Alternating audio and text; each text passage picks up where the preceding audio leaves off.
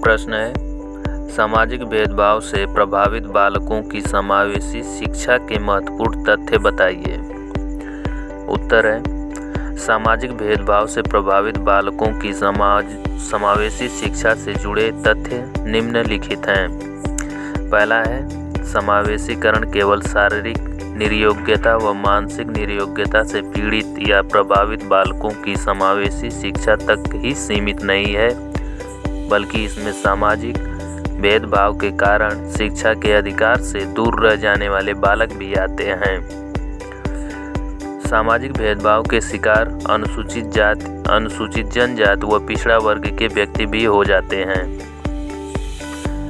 इन सभी का समावेशन सामाजिक भेदभाव को खत्म कर देने में सहायक सिद्ध होगा। समावेशीकरण के लिए इन्हें सामाजिक स्थलों, शैक्षिक संस्थानों पर स्वतंत्रता से आने जाने की अनुमति दे देनी चाहिए। इसके अलावा सामाजिक सुविधाओं का लाभ उठाने का अवसर देना चाहिए। समावेशी शिक्षा के लिए इन्हें उन सभी बालकों के साथ अध्ययन करने की अनुमति देनी होगी जिन्हें समाज समान रूप से शिक्षा ग्रहण करने की अनुमति देता है। समाज से भेदभाव के कारण अलग हुए तबकों से मुक्त किताबें, कपड़े और आवश्यकता पड़ने पर खाना की व्यवस्था सरकार की सहमति से सरकारी या गैर सरकारी विद्यालयों में कराई जा सकती है।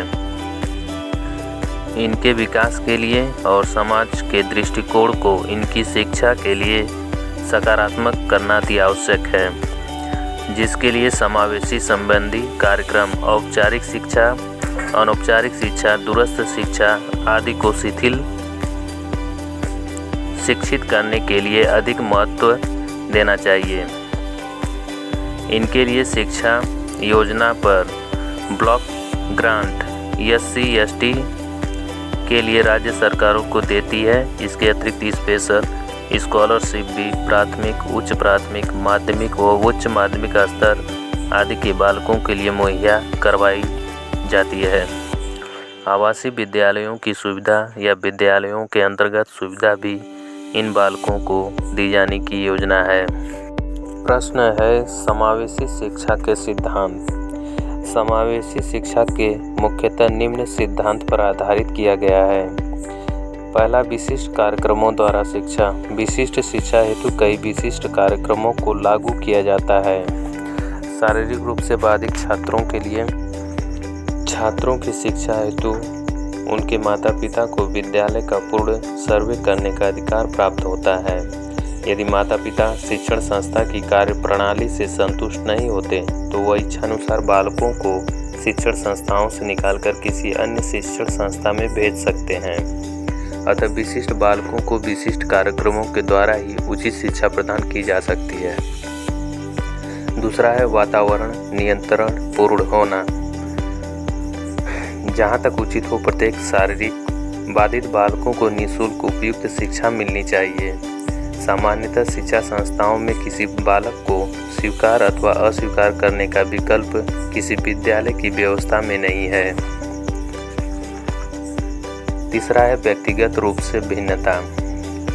व्यक्तिगत रूप से प्रत्येक व्यक्तियों में भिन्नता पाई जाती है। यह भिन्नता रंग, रूप, व्यक्तित्व आदि में पाई जाती है। विशिष्ट बालकों को उनके व्यक्तित्व आदि के अनुसार ही शिक्षित किया जाता है।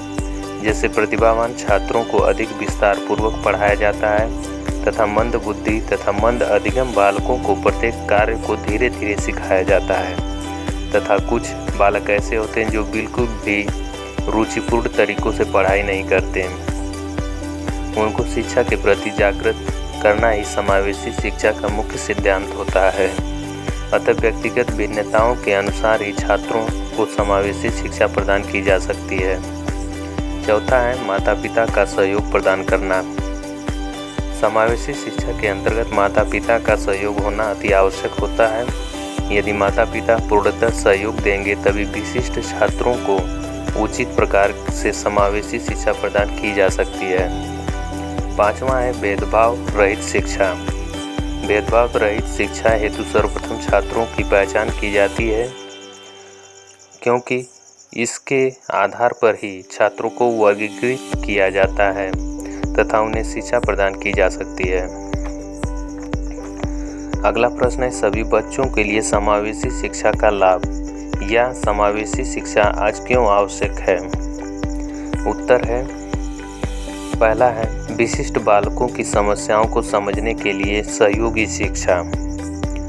अभिभावकों, शिक्षकों तथा शिक्षक प्रबंधक विशिष्ट बालकों की समस्याओं को अच्छी तरह से समझकर विशेष शिक्षा की व्यवस्था करनी चाहिए, जिससे उन्हें लाभ प्राप्त हो सके।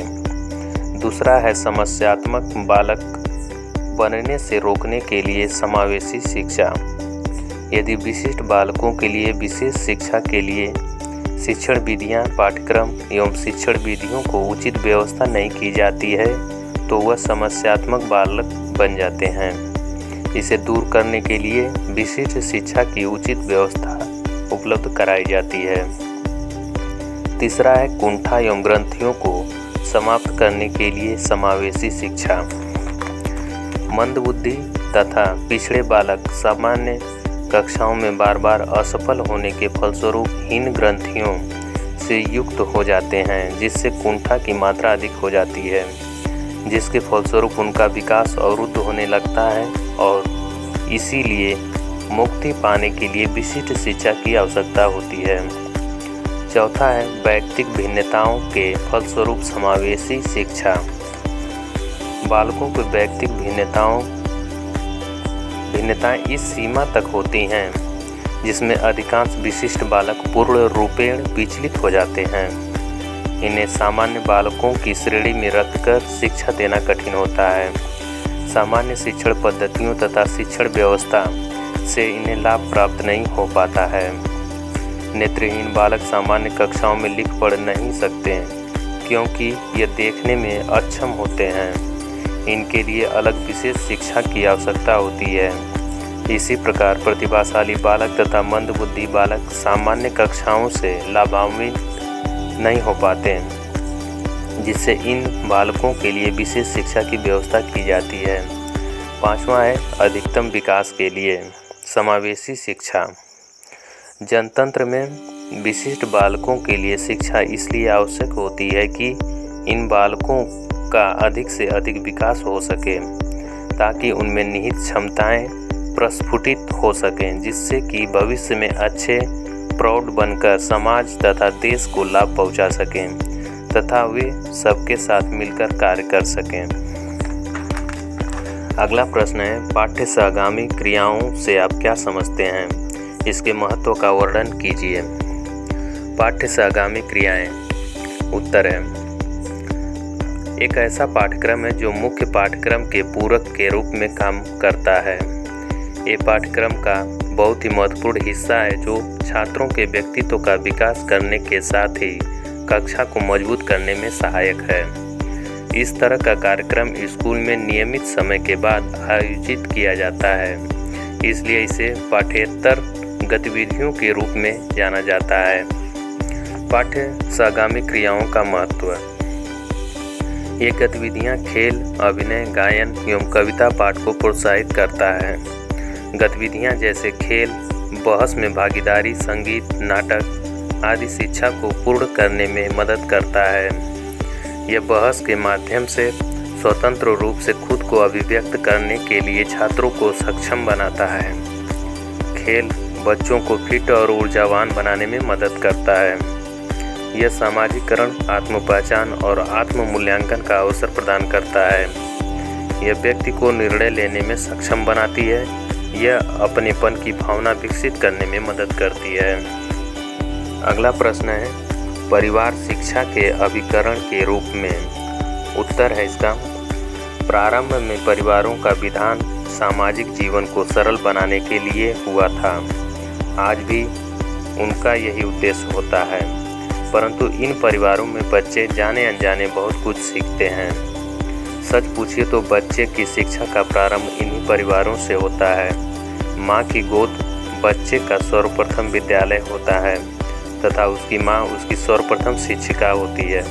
परंतु परिवार में होने वाली इस शिक्षा के न तो उद्देश्य निश्चित होते हैं, न पाठ्यक्रम और न ही शिक्षा की विधियाँ। इस प्रकार परिवार की शिक्षा का अनौपचारिक अभिकरण है। आदि युग में मनुष्य अपना जीवन पशु स्तर पर व्यतीत करता था। वह अपने रहने के लिए सुरक्षित स्थान का निर्माण अवश्य करता था, जिसे आज घर कहते हैं। परंतु उस घर के सदस्यों में आज जैसे भावात्मक संबंध नहीं होते थे। उस समय विवाह प्रथा का भी प्रचलन नहीं था। कोई भी पुरुष किसी भी स्त्री के साथ यौन संबंध स्थापित करने के लिए पशु पक्षियों की भांति स्वच्छंद था। भावात्मक संबंध के अभाव में नवजात शिशु के पालन पोषण में बड़ी बाधा पड़ती थी। माँ की ममता से बच्चों का पालन पोषण का पूरा भार माँ पर ही पड़ता था, तो कभी कभी यह असंभव हो जाता था। इसके अतिरिक्त मनुष्य की वृद्धावस्था पर उसकी देखभाल की आवश्यकता का अनुभव हुआ। इन आवश्यकताओं और इसी प्रकार के अनेक अन्य आवश्यकताओं ने मनुष्य को परिवार में बांध दिया। इस प्रकार परिवार सबसे पहला छोटा मूलभूत सामाजिक समूह है। अगला प्रश्न है परिवार की विशेषताएं। उत्तर है पहला, सामाजिक गुणों का पालना। बच्चे में सामाजिक गुण परिवार में रहकर ही विकसित होते हैं। परिवार सामाजिक गुणों का पालना है। परिवार का बच्चे के व्यक्तित्व पर बहुत बड़ा प्रभाव पड़ता है। दूसरा है जन्मजात प्रवृत्तियां पारिवारिक आधार के रूप में। लैंगिक संबंध तथा माता पिता का अपनी संतान के प्रति प्रेम आदि जन्मजात प्रवृत्तियां परिवार के निर्माण का आधार होती हैं। तीसरा है संस्था के रूप में अस्थायी। परिवार संस्था के रूप में अस्थायी होता है। चौथा है सार्वभौमिकता। संसार का कोई भी समाज ऐसा नहीं है जहां परिवार किसी न किसी रूप में पाया जाता हो। परिवार एक सार्वभौमिक संस्था है। यह विश्व के कोने कोने में पाई जाती है। पांचवा, सीमित आकार। परिवार एक छोटा सा सीमित आकार का होता है। इसके सदस्यों की संख्या सीमित होती है। छठवां, उत्तरदायित्व। अपने पारिवारिक संगठन में प्रत्येक व्यक्ति की पारिवारिक जिम्मेदारी होती है। सातवां है सामाजिक संगठन का केंद्र। परिवार सामाजिक संगठन का केंद्र होता है। विभिन्न परिवारों से मिलकर समाज की रचना होती है। परिवार समाज की ही एक छोटी इकाई है। अगला प्रश्न है श्रवण बाधित बालकों का वर्गीकरण। उत्तर है वे सभी बालक जिनको सुनने में किसी तरह की कोई कठिनाई होती है श्रवण बाधित बालक कहलाते हैं। ध्वनि का परिसर 1 से 130 डेसिबल होता है। 130 डेसिबल से ऊपर की ध्वनि दर्द की संवेदना होती है। श्रवण बाधित बच्चों को ध्वनि परिसर के अनुसार निम्न 4 भागों में बांटा गया है। पहला, कम श्रवण बाधिता। कम श्रवण बाधिता को 27 से 40 डेसिबल की श्रवण बाधिता होती है। कम श्रवण बाधित बालक सामान्य स्तर की बातचीत को तो आसानी से सुन लेते हैं, परंतु उससे धीमे स्तर से बोलने पर ये बालक सुन नहीं पाते हैं। दूसरा है मंद श्रवण बाधिता। मंद श्रवण बाधित बच्चों की श्रवण शक्ति में 40 डेसिबल से 55 डेसिबल तक का नुकसान होता है। इनको सामान्य वार्तालाप सुनने में भी कठिनाई होती है।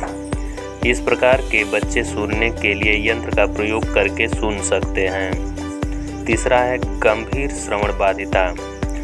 गंभीर श्रवण बाधित बच्चे की श्रवण बाधिता 55 डेसिबल से 70 डेसिबल तक होती है। इन्हें काफ़ी ऊंचा बोलने पर सुनाई देता है। इस प्रकार के बच्चों को विशेष प्रकार का शिक्षण दिया जाता है। और चौथा है पूर्णतया श्रवण बाधिता। इस प्रकार के बच्चों की श्रवण बाधिता 70 डेसिबल से 90 डेसिबल या इससे अधिक होती है। इस प्रकार के बच्चों को श्रवण यंत्र के प्रयोग के साथ भी सुनने में कठिनाई होती है। ये प्रायः बधिर डीफ होते हैं, अतः यह आवश्यक है कि इस प्रकार के बच्चों पर विशेष ध्यान दिया जाए। अगला प्रश्न है श्रवण बाधित बच्चों की विशेषताएं। तो पहला है उच्चारण।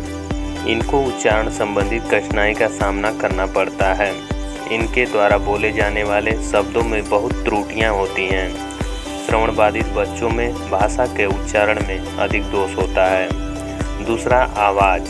इनकी आवाज़ बहुत ऊंचे स्तर की होती हैं और अपनी आवाज़ को एक असाधारण लय के साथ पेश करते हैं, अर्थात इनकी आवाज़ में एक असाधारण सा संगीत होता है।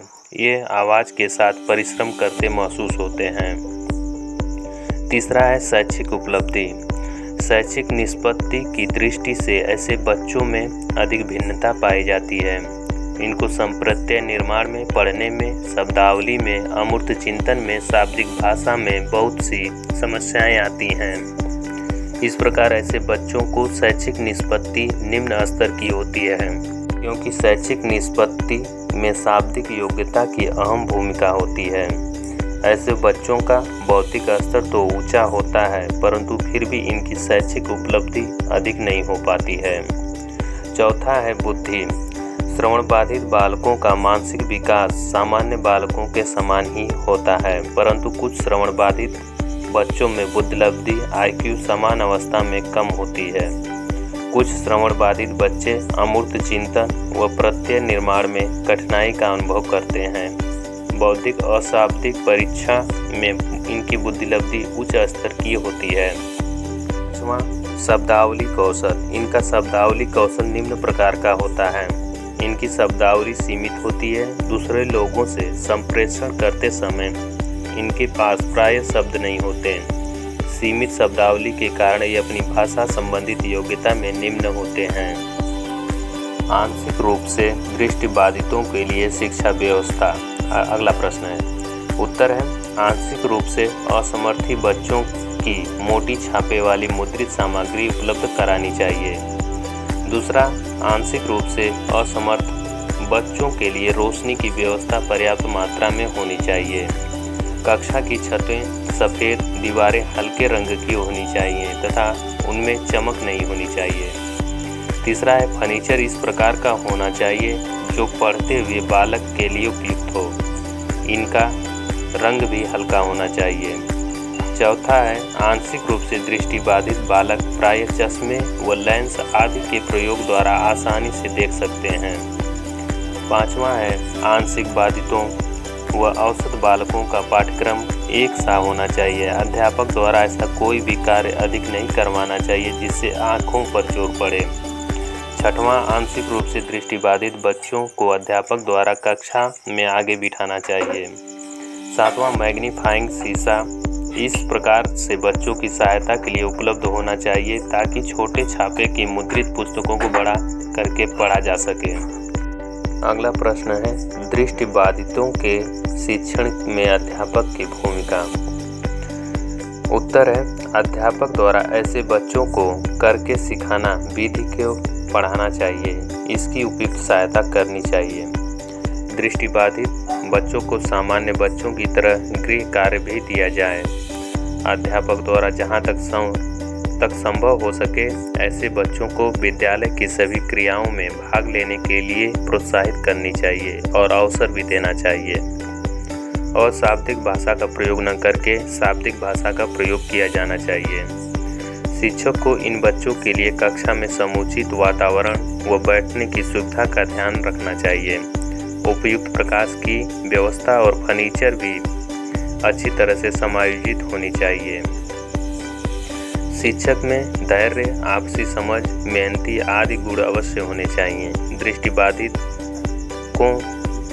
दृष्टिबाधित बालकों को सामान्य बालकों की भांति अधिगम अनुभव प्रदान किया जाए। समस्याओं का समाधान अलग से किया जाए। शिक्षक को सामान्य बच्चों की दृष्टिबाधितों के प्रत्येक प्रकार की सहायता के लिए कहना चाहिए। शिक्षक द्वारा दृष्टिबाधित बच्चों के अधिगम में बाधा पैदा करने वाली सभी समस्याओं को दूर करना चाहिए। दृष्टिबाधित बच्चों को उपयुक्त शैक्षिक और व्यावसायिक निर्देशन प्रदान करना चाहिए।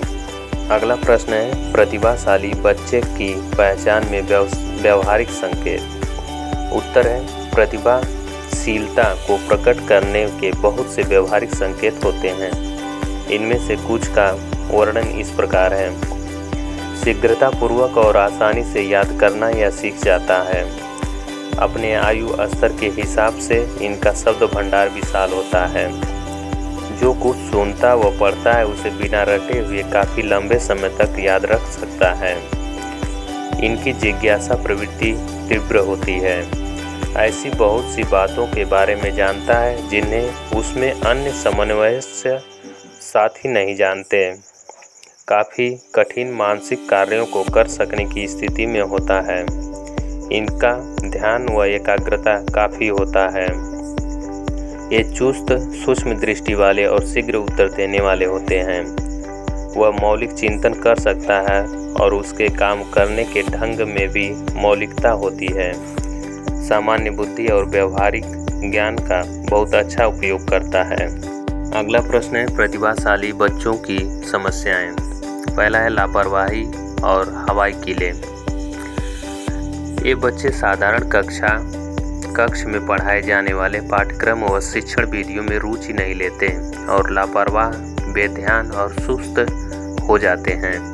ये हवाई कीले बनाने लग जाते हैं। लापरवाही और ध्यान न देने की प्रवृत्ति कई बार इन्हें आलसी बना देती है और ये कोई कार्य करने की पहल नहीं करते। दूसरा है बुद्धि का अनुचित उपयोग। प्रतिभाशाली बच्चों को यदि उचित समय पर मार्गदर्शन या निर्देशन नहीं मिलता तो ये अपनी बुद्धि का गलत उपयोग करने लगते हैं। ये अपनी बुद्धि को शरारतों, अनुशासनहीनता, दलबंदी, बड़ों के विरुद्ध षड्यंत्र रचने में प्रयुक्त करते हैं। इस प्रकार की परिस्थितियों में ये बालक अपराधी बन जाते हैं, जो एक अभिशाप है। तीसरा है मनोवैज्ञानिक असुरक्षा। यदि इनकी उत्तमता को माता पिता, अध्यापकों की ओर से मान्यता न मिले तो इनके भटक जाने का खतरा रहता है। ये अपने आप को मनोवैज्ञानिक तौर पर असुरक्षित समझते हैं और हीन भावना का शिकार हो जाते हैं। ये अहम और विरोध की अभिव्यक्ति करते हैं, जिसके कारण इन्हें रद्द किया जाता है और इन्हें व्यर्थ समझा जाता है। चौथा है सामाजिक विकास में बाधा। बुद्धि में उत्तम होने के कारण प्रतिभाशाली बच्चों को खेलने के लिए साथी नहीं मिलते। इस प्रकार उनका सामाजिक विकास रुक जाता है। पांचवा है अभिमान का विकास।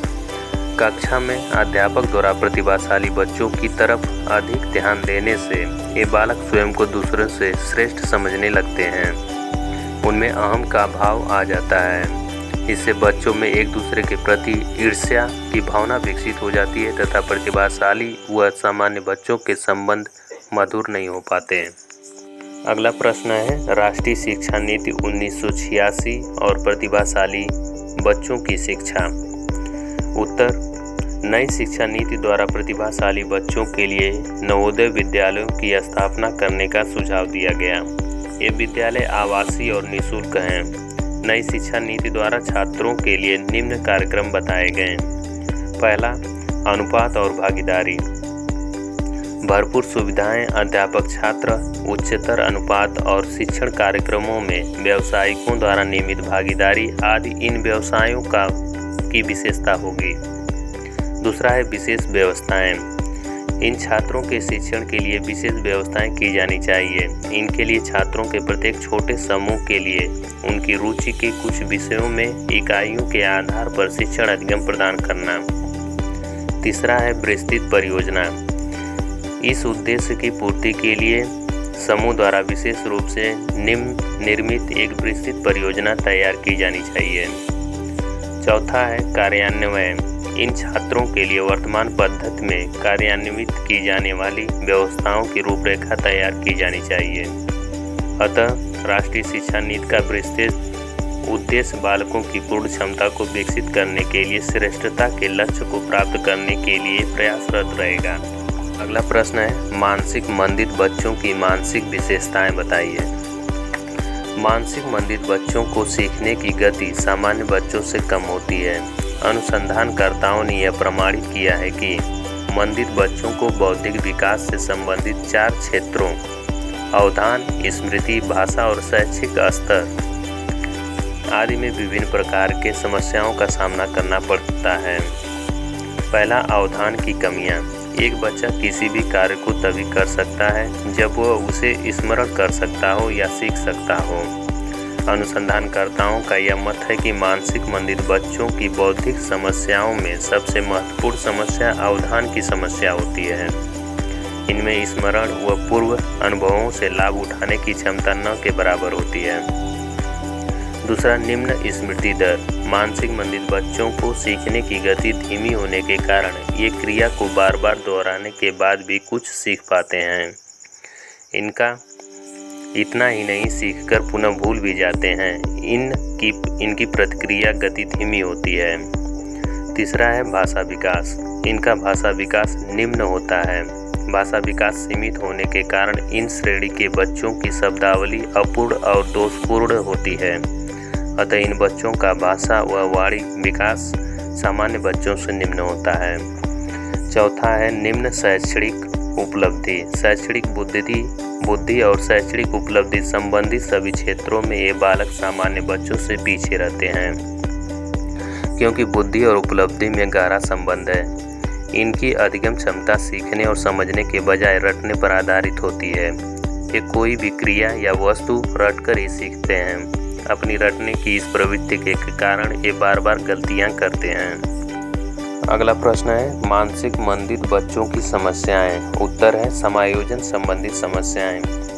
मानसिक मंदित बच्चों को समाज, घर तथा विद्यालय में समायोजन संबंधी अनेक कठिनाइयों का सामना करना पड़ता है, जिनका वर्णन इस प्रकार है। परिवार में समायोजन। पहला, खुद ही बच्चे के माता पिता को यह विश्वास दिलाना अति आवश्यक होता है कि उनका बच्चा मानसिक मंदित है। यदि ऐसा नहीं किया जाता तो माता पिता अपने बच्चों से उच्च आकांक्षाएं रखने लगते हैं, लेकिन कुछ ही समय बाद बालक की असफलताएं उन्हें निराश कर देती है। इस कारण माता पिता का व्यवहार बच्चे के प्रति बदल जाता है, जो माता पिता और बच्चे की एक द्वंद्व की स्थिति पैदा करता है। ऐसी स्थिति में बच्चा स्वयं को परिवार से कुसमायोजित महसूस करने लगता है। दूसरा, विद्यालय में समायोजन। मंदबुद्धि बच्चों को साधारण बच्चों की तरह कक्षा में अध्यापकों के सामान्य विधियों द्वारा नहीं पढ़ाया जा सकता, क्योंकि ऐसे बालक अध्यापकों की सामान्य विधियों से कुछ सीखने में असमर्थ होते हैं, जिसके कारण मंदबुद्धि बच्चों को विद्यालयों तथा कक्षाओं में अध्यापकों के असहानुभूतिपूर्ण व्यवहार का सामना करना पड़ता है। कई बार तो उन्हें दंड भी दिया जाता है। विद्यालय की विभिन्न गतिविधियों में भाग लेने के लिए उन्हें कोई प्रोत्साहित नहीं करता। इस प्रकार बच्चा हीन भावना से भर जाता है तथा पढ़ाई और विद्यालय के प्रति उसका दृष्टिकोण बिल्कुल बदल जाता है। तीसरा है समाज में समायोजन। बच्चे को परिवार के बाद समाज में अपने आप को समायोजित करना पड़ता है। मानसिक मंदित बच्चों के लिए यह और भी मुश्किल हो जाता है। समाज के दूसरे बच्चे उनके साथ खेलना पसंद नहीं करते, बात पर उनको चिढ़ाते हैं। परिणाम स्वरूप इन बालकों में हीन भावना पैदा होना शुरू हो जाती है। इस प्रकार से इन बच्चों में सामाजिक गुणों का विकास नहीं हो पाता। दूसरा, संवेगात्मक समस्याएं। मानसिक मंदित बच्चों को घर, विद्यालय व समाज में उचित वातावरण न मिलने के कारण कुसमायोजित बालक संवेगात्मक रूप से परिपक्व नहीं हो सकते। संवेगों को नियंत्रित करने का परीक्षण उन्हें नहीं मिल पाता, अतः वे संवेगात्मक रूप से अपरिपक्व रह जाते हैं, जिसके कारण वे अपने आप को समायोजित नहीं कर पाते। तीसरा, सामाजिक व मानसिक विकास की समस्याएं।